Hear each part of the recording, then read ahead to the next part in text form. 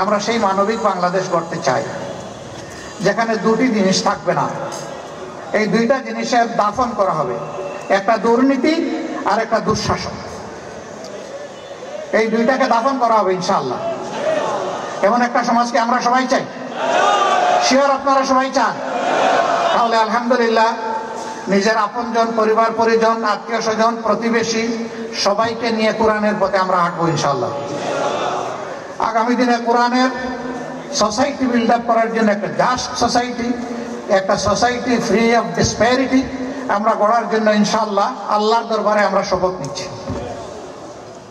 আমি আপনাদেরকে কথা দিচ্ছি,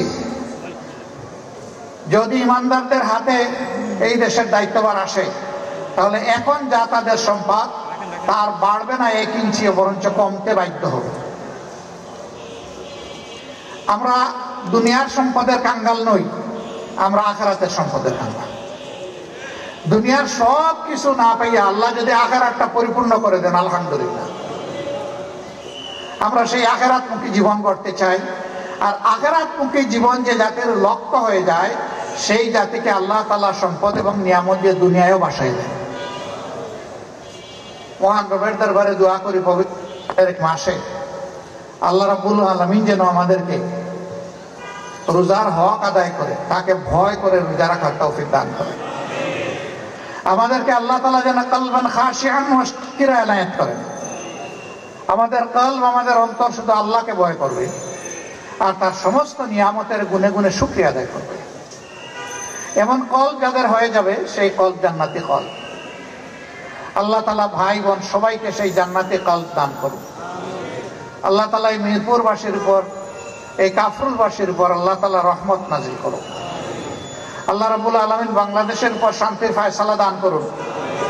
আগামীতে দুর্বৃত্ত মুক্ত বাংলাদেশ গড়ার তৌফিক আল্লাহ দান করুন। আগামীতে ইমানদারদের হাতে আল্লাহ তাআলা যেন বাংলাদেশের সেবার দায়িত্বটা তুলে দেন, আল্লাহর কাছে সেই কামনা করি।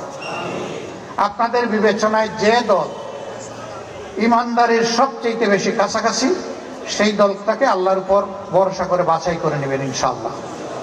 আমি নির্দিষ্ট কোনো দলের নাম বললাম না। বিবেক আল্লাহ সবাইকে দিয়েছেন। অতীত কার্যকলাপ দেখবেন, বর্তমান কার্যকলাপ দেখবেন, দেখে বিবেচনা করবেন। আমাদের মুখের কথায় আপনারা নিজেকে হারায় ফেলবেন না। মুখের কথার সাথে আমাদের কার্যক্রমকে মিলিয়ে দেখবেন।